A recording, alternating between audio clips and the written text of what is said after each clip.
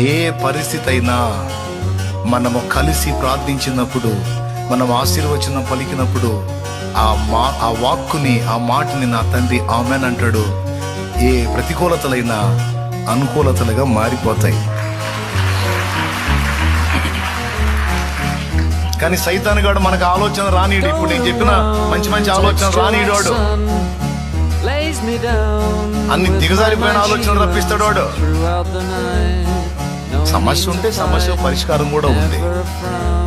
ఏమండి, సమస్యకు మించిన వాడు ఉన్నాడు ఇక్కడ. ఆయన పేరు నజరేయుడగు యేసు. అన్ని నామముల కంటే పై నామము అన్ని ఆయన పాదాల కింద ఉన్నాయి. భయపడాల్సిన అవసరం లేదు.